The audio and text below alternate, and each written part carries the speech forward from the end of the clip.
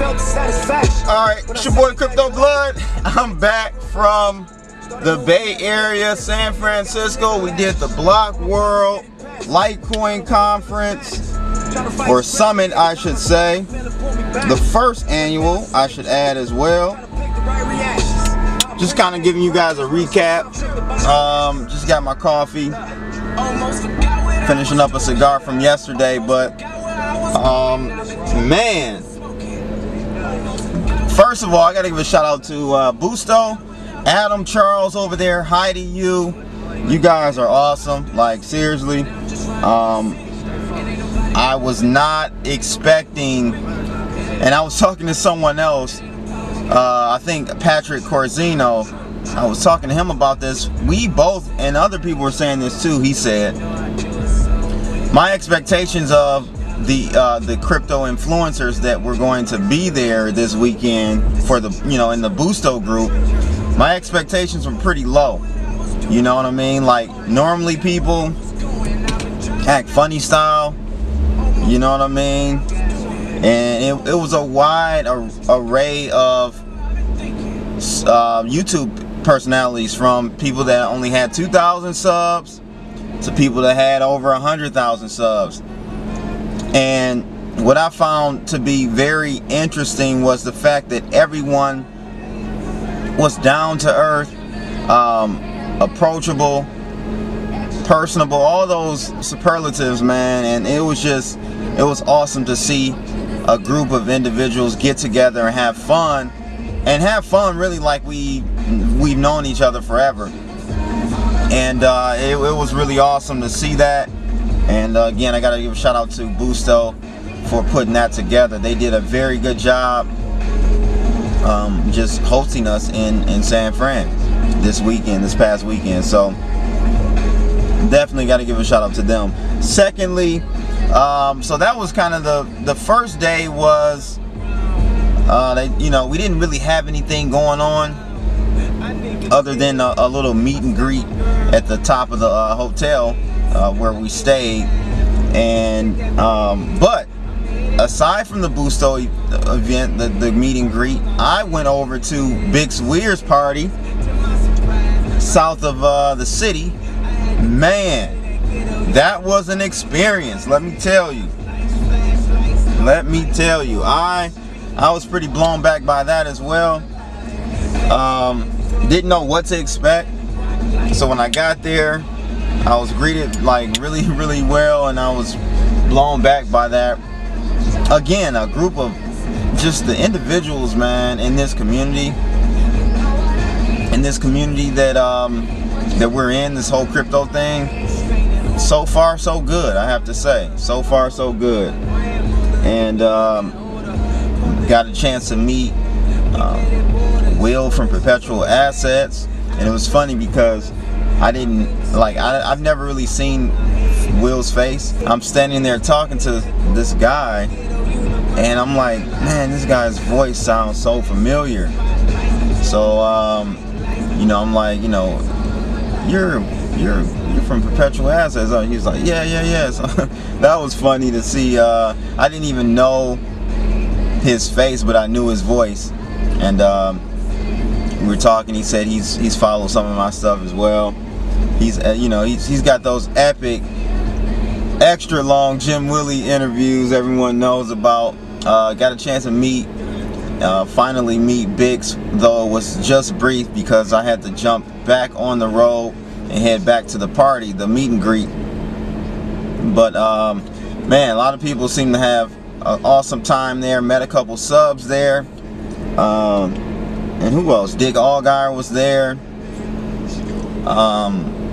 Even Jay Snip was there. He didn't say nothing to me, but and I didn't say anything to him.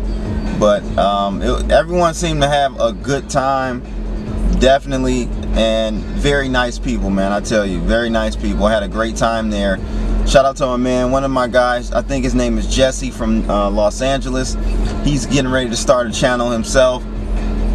He gave me a Cuban. I don't even think I have it with me. I don't. He gave me a nice Romeo and Juliet Cuban. I'm gonna enjoy that. Shout out to him. Just a great time, man. So the meet and greet, I went to that after the Bix party.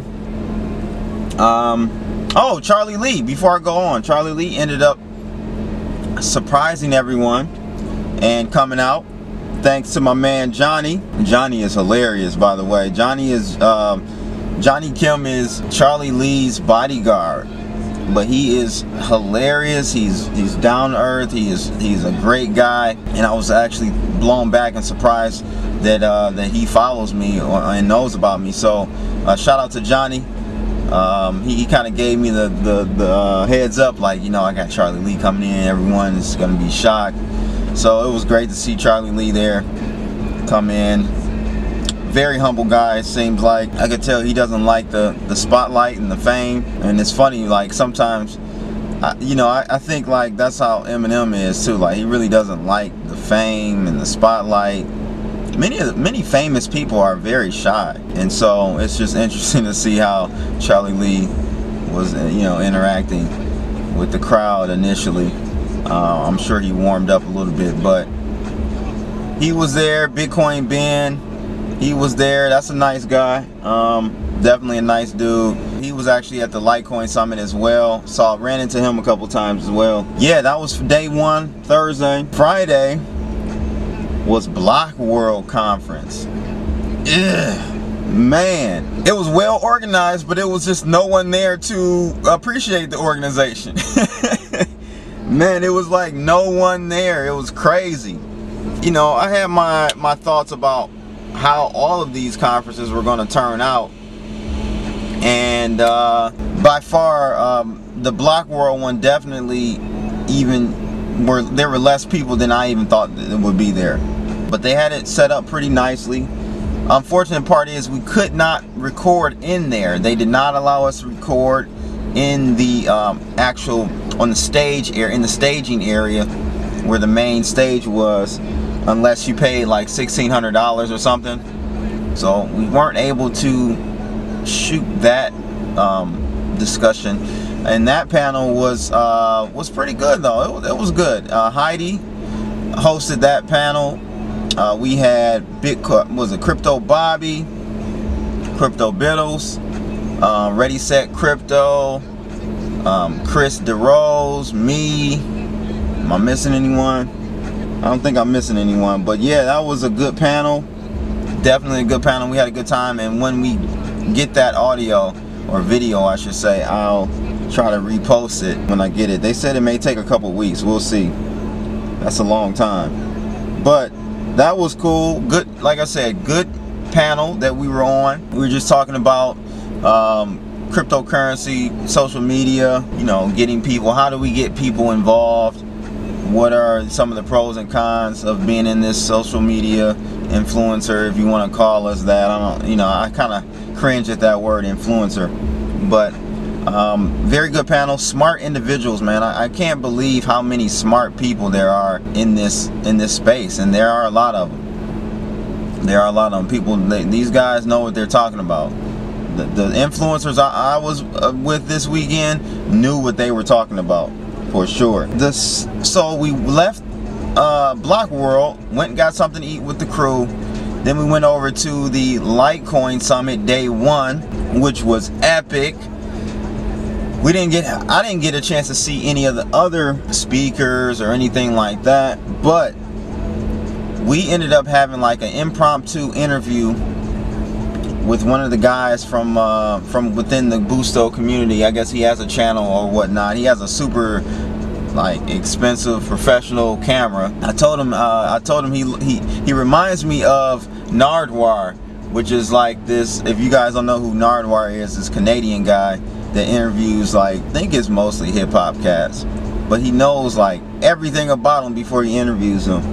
And his style, I think his name is Dennett Lewis. I don't know if he has a crypto name, you know, like a branded name, but Dennett Lewis, he filmed an epic and hosted an epic interview with, it started with just 2 or 3 people, and then it grew, man. It grew. We had like 6, 7, or maybe even 8 people on the bench just talking about different topics. And again, man, very good topics, very good debates. All of us didn't agree with one another, which is good to see.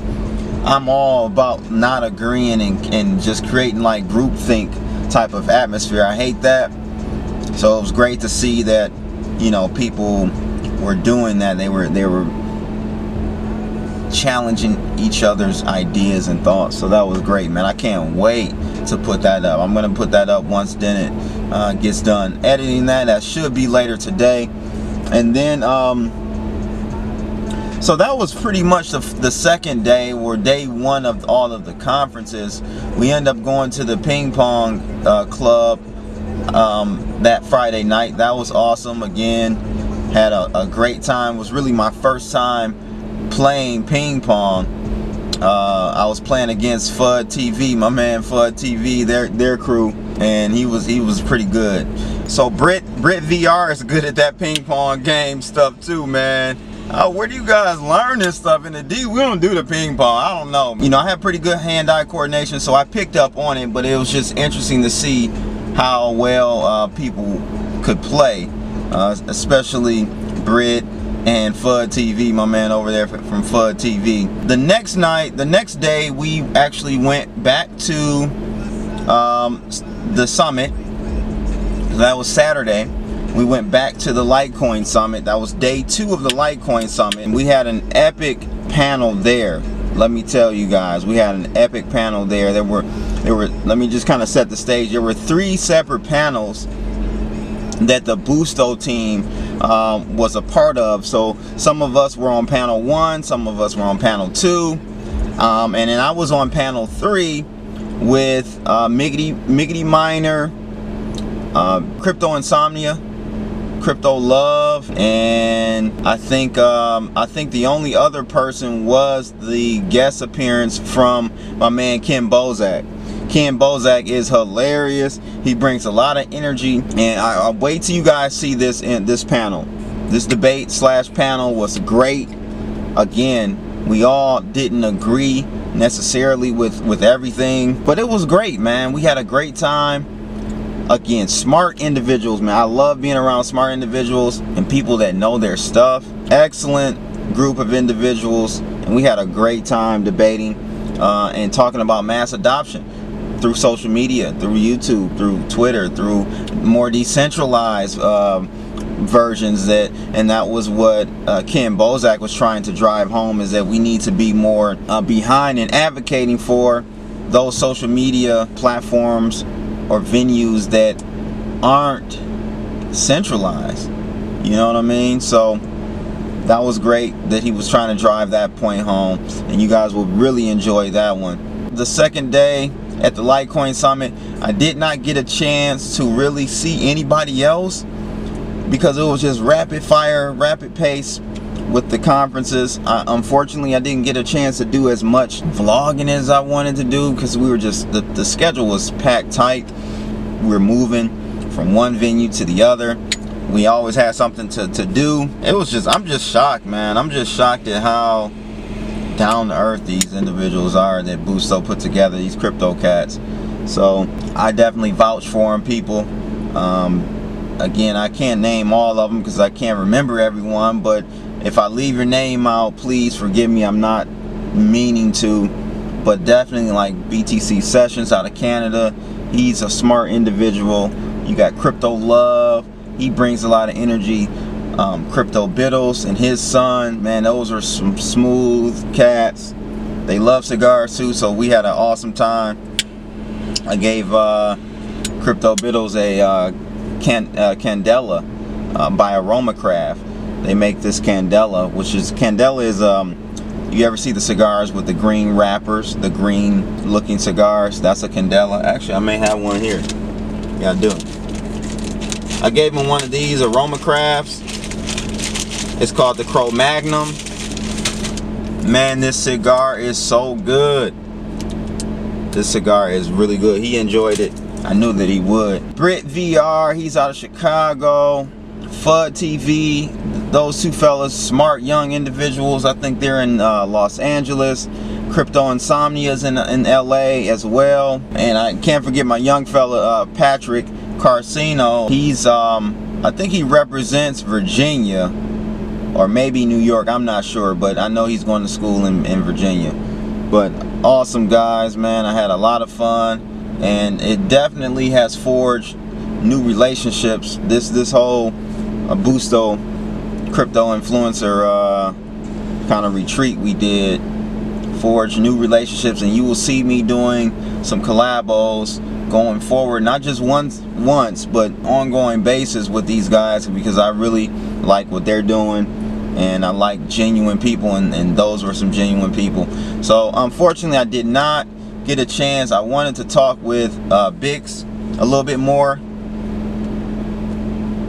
I didn't have time to do that, but I did see Bitcoin Ben. He was around a lot at the Litecoin Summit. I saw him a few times, chatted with him. Yeah, I didn't have time to really talk to people like I wanted to. Some of my subs came out, shout outs to them, Red and John, and a few females came out as well. Some ladies came out to support and you know, catch up with me. I can't remember the lady's name, but she knows who she is. I appreciate you coming out. She was at the Block World and the Litecoin Summit conference. So shout out to you guys for the support. I love you guys. And I will have to say, you know, one of the goals I was hoping to accomplish by going out to the Litecoin Summit was to really get a gauge on the community. Unfortunately, I was not able to do that because I was so busy, you know, with the different activities and events we were attending, you know, with the Boosto team. So I didn't get a chance to really get a good gauge, man, and that was unfortunate. I wanted to.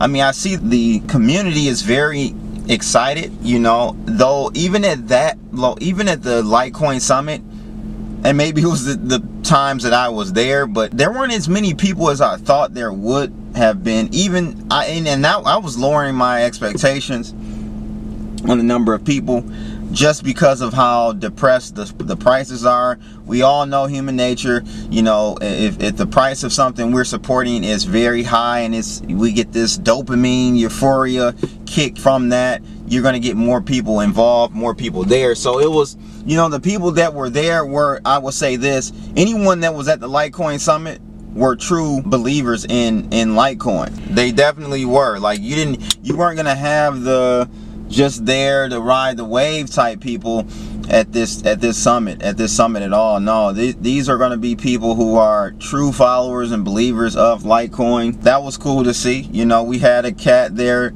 with promoting Litecoin Cash, which is hilarious and just not necessary, but it's cool, man. We're in an experimental phase in crypto still. Maybe not as experimental as it was 5-6 years ago, or even further back before I got into it. You know, it was really the extremes. That's where hodling really came from. Even when I got into it, it was like one way in. I mean, you can sell doing meetups like at local Bitcoin meetups or whatever, but at that time, those were the real hodlers, because you couldn't sell. All you had no option but to hodl. Because you couldn't just go to Coinbase, Gemini, Kraken, or whatever to sell into fiat. You had to hold. It was one way in and no way out for the most part, unless you wanted to do a local Bitcoin meetup and exchange fiat with someone, some stranger you didn't know or whatever. But it was good to see that individuals were down for the team.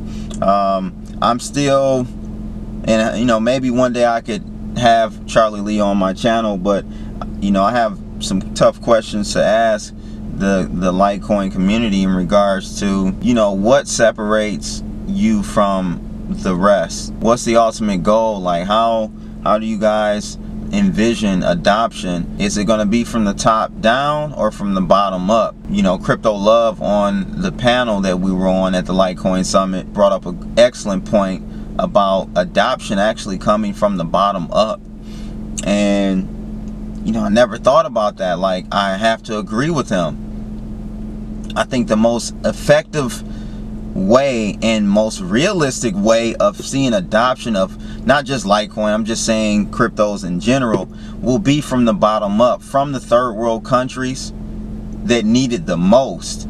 See, America, we haven't got to the point where we're feeling the pain that Venezuela is, that Brazil is, that Argentina is. We haven't gotten to that point. You know, these first world countries, these Western civilizations will probably be the last to feel it. So I don't think the adoption is really going to come from them. That's not where the belief in cryptos is going to come from. It's going to come from the individuals that really actually need this stuff on a day-to-day basis, because every day they turn around, you know, the prices of a loaf of bread goes up 40% in a week. Can you imagine you go to the grocery store one day, and 4 days later or the following week you go back and all the prices of the goods that you buy, the produce that you buy, all those prices have gone up 40%. That's what it means when a currency crashes 40% against, you know, other, you know, the US dollar or whatnot. It's not a direct one-to-one correlation, but, you know, a devaluation of a currency by 40% over 4 days or 5 days will have an impact of at least 30%, 25% increases in prices. That's where, you know, I think the Litecoin team, the Litecoin Foundation, they need to pivot their efforts to those areas.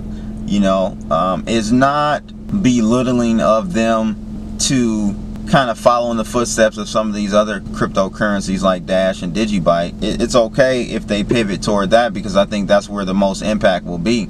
So if we can get these third world countries where currency is an issue, if we can get them to do that, to adopt Litecoin, I think that's the route to go. Versus top to bottom, where I think, and then, you know, you guys help me out if I have this wrong, but it seems like Litecoin's approach is top to bottom, forging relationships with banks, buying banks, or, you know, equity in certain banks and integrating that way.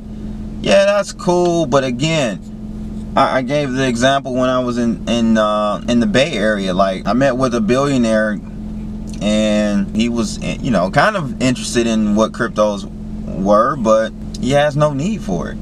He's already won the game. He's won in the fiat system. So there's no incentive for him to, at this point, really get into it with other than speculation. So anyone adopting cryptocurrencies in the first world, I think 9 times out of 10 they're going to be adopting it for speculation and not for transitioning out of the fiat system. And that was a part of the conversation and debate we had at the Litecoin Summit, on the panel that I was on with the fellas, Ken Bozak, Crypto Love, Miggity Miner, myself, and Crypto Insomnia. So we'll see, you know, we'll see. And I do want to just say this point I do want to drive home, because, you know, it's the homeless situation out in San Fran seems like an epidemic. It really does. And it was really actually it was a little depressing to see how, first, most Americans, the ones that aren't homeless, just, it seemed like they didn't really care. They just walked by these individuals. I don't know, maybe, you know, maybe I'm just looking at it from the outside in, and maybe it looked like I did the same thing, but it was really concerning to see the mental health of a lot of these homeless people. And then some of them weren't even like mentally challenged. They were homeless because they had no other choice. It's so freaking expensive to live in San Fran in the Bay Area. So we have an issue here in America, and it's getting worse. You wouldn't have seen the number of homeless people like we do today in major cities.